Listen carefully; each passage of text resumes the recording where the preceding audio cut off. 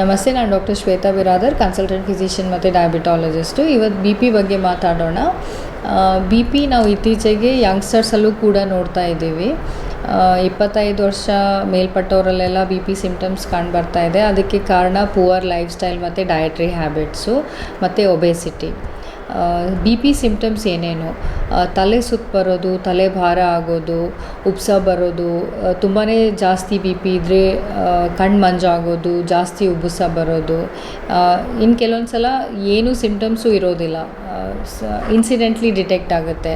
ಹಾಗಾಗಿ 25-30 ವರ್ಷಕ್ಕಿಂತ ಮೇಲ್ಪಟ್ಟವರು regular health ಚೆಕಪ್ಸ್ನ ಮಾಡ್ಕೊತಾ ಇರಬೇಕು. ಬೇಗ ಬಿ ಪಿ ಡಿಟೆಕ್ಟ್ ಆಗಿತ್ತು ಅಂತಂದರೆ ಬೇಗ ಟ್ರೀಟ್ಮೆಂಟ್ ಸ್ಟಾರ್ಟ್ ಇರೋದ್ರಿಂದ ಯಾವುದೂ ಕಾಂಪ್ಲಿಕೇಶನ್ಸ್ಗಳಾಗೋದಿಲ್ಲ.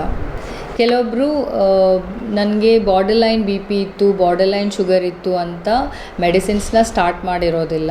ಇನ್ನು ಕೆಲವೊಬ್ಬರು ಟ್ಯಾಬ್ಲೆಟ್ಸ್ನ ತೊಗೊಳ್ತಾರೆ, ಬಿ ಪಿ ಶುಗರ್ ನಾರ್ಮಲ್ ಆದ ತಕ್ಷಣ ಟ್ಯಾಬ್ಲೆಟ್ಸ್ನ ತಾನಾಗಿ ಸ್ಟಾಪ್ ಮಾಡ್ಕೊಂಡು ಬಿಡ್ತಾರೆ. ಈ ಥರ ಮಾಡೋದು ಬಹಳ ಡೇಂಜರಸ್.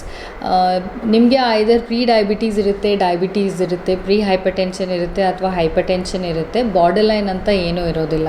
ಹಾಗಾಗಿ ಯಾರೇ ಡಾಕ್ಟರ್ಸು ನಿಮಗೆ ಬಿ ಪಿಗೆ ಅಥವಾ ಶುಗರ್ಗೆ ಮೆಡಿಸಿನ್ಸ್ನ ಸ್ಟಾರ್ಟ್ ಮಾಡಿದರೆ ಅವ್ರ ಗೈಡೆನ್ಸಲ್ಲಿ ಡೋಸ್ನ ಮಾಡಿಫೈ ಮಾಡ್ಕೊಳ್ಳಿ. ಕೆಲವೊಂದು ಸಲ ನಿಮ್ಮ ಡಾಕ್ಟ್ರಿ ಮೆಡಿಸಿನ್ಸ್ನ ಸ್ಟಾಪ್ ಮಾಡ್ಬೋದು, ಬಟ್ ನಿಮ್ಮನ್ನು ಮಾನಿಟರ್ ಮಾಡ್ತಿರ್ತಾರೆ. ನೀವೇ ಟ್ರೀಟ್ಮೆಂಟ್ನ ಸ್ಟಾಪ್ ಮಾಡೋದು ಭಾಳ ಡೇಂಜರಸ್, ಬಿಕಾಸ್ ಇದರಿಂದ ಕಾಂಪ್ಲಿಕೇಶನ್ಸ್ ಕೂಡ ಭಾಳ ಜಾಸ್ತಿ. ಬಿ ಪಿ ಇರೋರಲ್ಲಿ ಸ್ಟ್ರೋಕ್ ಅಥವಾ ಪ್ಯಾರಾಲಿಸಿಸ್ ಅಂತ ಏನು ಹೇಳ್ತೀವಿ, ಮೆದುಳಲ್ಲಿ ರಕ್ತ ಹೆಪ್ಪುಗಟ್ಟೋದು ಅಥವಾ ರಕ್ತಸ್ರಾವ ಆಗೋದು, ಮೂಗಿಂದ ಜಾಸ್ತಿ ಬ್ಲೀಡಿಂಗ್ ಆಗೋದು, ಇದೆಲ್ಲ ಸಿಮ್ಟಮ್ಸ್ ಕಂಡುಬರುತ್ತೆ. ಡಯಾಬಿಟೀಸ್ ಇರೋರಲ್ಲಿ ಡಯಾಬಿಟಿಕ್ ಕೀಟೋಆಸಿಡೋಸಿಸ್ ಅಂತ ಹೇಳ್ತೀವಿ. ಹಾರ್ಟ್ ಅಟ್ಯಾಕ್ ರಿಸ್ಕ್ ಕೂಡ ಇವರಲ್ಲೆಲ್ಲ ಭಾಳ ಕಾಮನ್.